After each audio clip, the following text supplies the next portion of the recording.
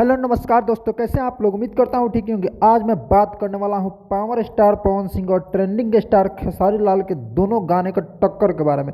जी हाँ, दोनों शेरों का गाना जो एक ही साथ आया है और एक का ग्लोबल म्यूजिक जंक्शन पे और एक का वेब म्यूजिक पे आगे आया है। दोनों में कौन आगे चल रहा है और कौन किसके पीछे चल रहा है मैं आगे वीडियो में बताऊंगा। इसके पहले आप मेरे चैनल पे नए हैं और खेसारी अपन के फैंस हैं तो चैनल को सब्सक्राइब कर दे, वीडियो को लाइक कर दे।